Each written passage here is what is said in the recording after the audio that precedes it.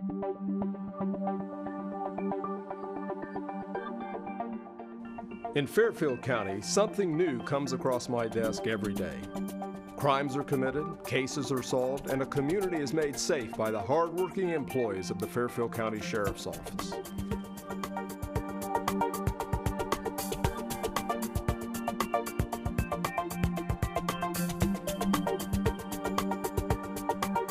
Welcome to This Week with Sheriff Dave Phelan, a weekly program here on LSN Television. We're carried by a number of our radio affiliates here in Lancaster, Time Warner, the Fairfield Christian Church and Academy website, and the Fairfield Christian Sheriff's Office website.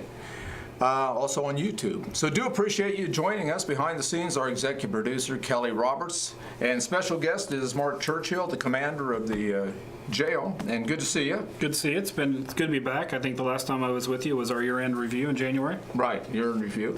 Tell us a little bit about your background. I've been with the organization for 25 years. I came on in September of 1992. I've worked in all areas of the Sheriff's Office, again, with the exception of the Detective Bureau. It's a little slow-paced. I like the fast-paced environment that patrol had, communications in.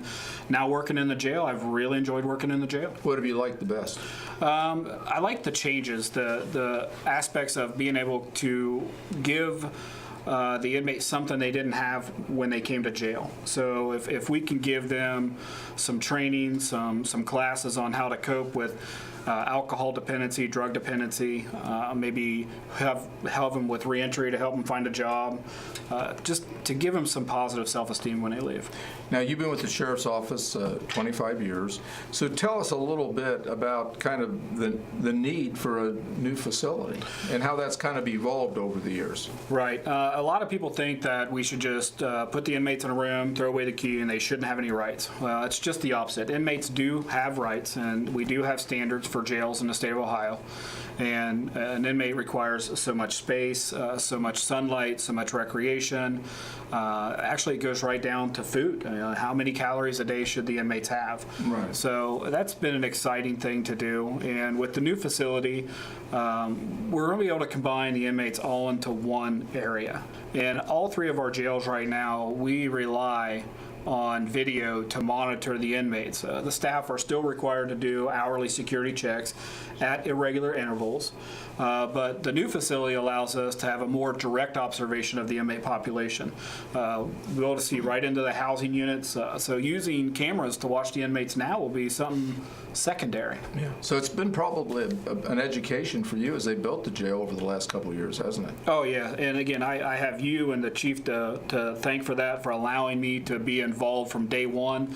It's been a wonderful learning experience, once in a lifetime. Like I said, I started here many years ago, and a new jail was always talked about, and I never thought in my career within our organization that I would see one. So I'm actually very proud to be here during this time. And tell us a little bit about the configuration of the new facility. Well, the building's broke up into 4 areas, A, B, C, and D.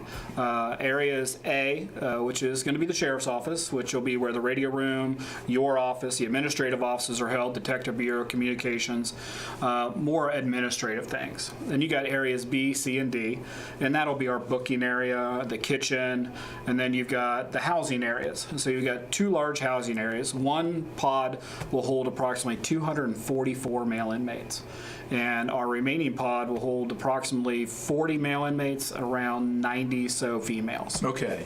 And there is will there be there'll be separation between the type of offenders we have, right? Right. Right now, we have a difficult time classifying inmates based on their charge, whether it's a violent felony, violent misdemeanor, or nonviolent, pre-arraignment, post-arraignment, maybe serving a commitment. With this new facility, it really allows us to spread the inmate population around the facility in a way that decreases violence among inmates. It helps other inmates maybe that's not charged with a violent felony that might be held with another inmate that is becoming victim of that inmate. So it allows us to house the inmates in a more safer and secure environment.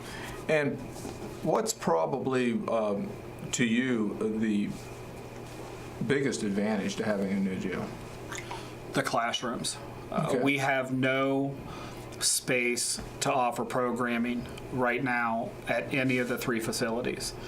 And I think if we initiated a good inmate training program, again, to give them some self-value while they're there, and an effort to try and reduce the recidivism of our county. I mean, we all want the people to have a job, people to pay taxes, not to break the law, not to use drugs or abuse alcohol or prescription medications.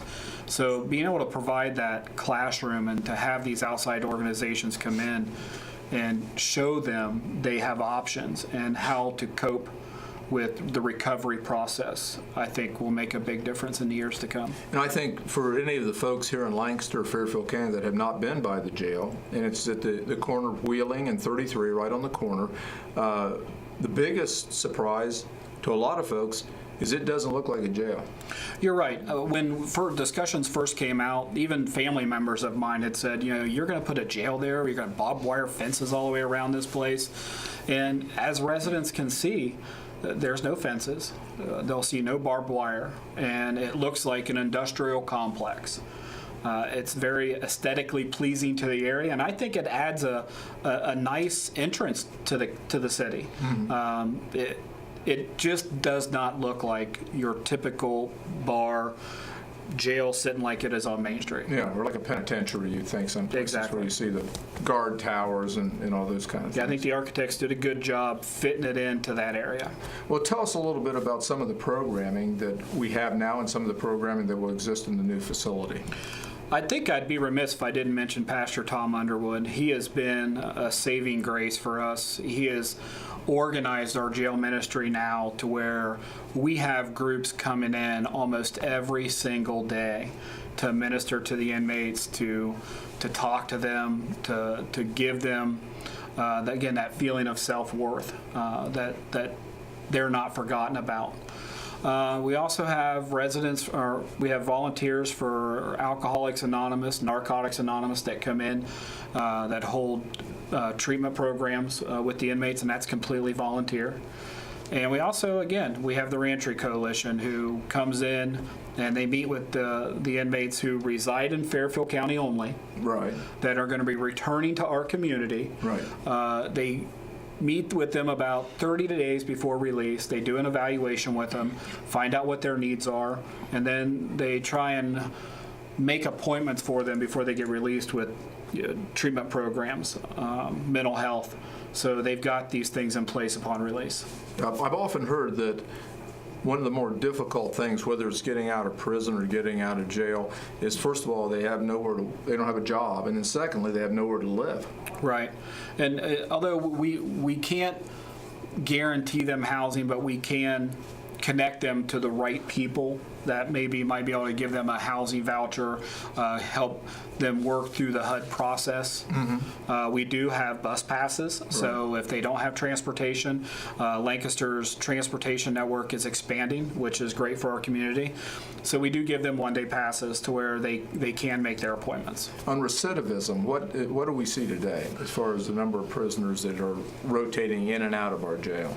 Well, when I first started, I know there was a day that we were averaging anywhere between 280 and 300, and we spiked in April, I want to say, of 2012, around 321 inmates. And it was about that time that we started getting organized, not with just reentry, but with jail ministry, the AA, NA. We began working closer with the courts and the probation departments. And I think collaboratively, all of us working on trying to do things to reduce that inmate population has come to fruition. People ask, what was the one thing that helped reduce your inmate population? And I believe Chief Perigo did a very intense study and presented it, and it found that there wasn't any one profound way or one profound reason. It was collective. Right. And so, we've seen a trend in 2012 where you mentioned 321 prisoners, and today we're about 250, 260? Actually, today we're at 246. 246. 246. And so we've talked about this. We've seen this decrease over time, and you said there's not one single thing, but a number of dynamics that has changed the population count. Right, and I think when we move into the new facility, we'll be able to really grow with that. And again, the whole idea is try to reduce the recidivism within our community, keep people in tax-paying jobs. They have healthier lifestyles. It reduces the stigma of our community as being a place where crime occurs on a routine basis. So every little bit that we can do, we're going to try and do. What would the typical prisoner, female and male, look like in our jail as far as age and those kind of things? Wide range of ages. We have a lot of, it's anywhere between 23 and 35. Okay. But to try and say, what does our population look like? It could be anybody. It could be your neighbor. It could be the people walking through the mall. I mean, to look at them, you may not know that they're addicted or they committed crimes. So the idea of the person with all the tattoos and stuff like that is a history. Okay. You know, and the other thing is, as you know, the opiate, the addiction has kind of changed the dynamics too in the jail, hasn't it? Yes, we've really had to rely on our medical aspect now, which we just recently moved to a privatized organization to run our medical department.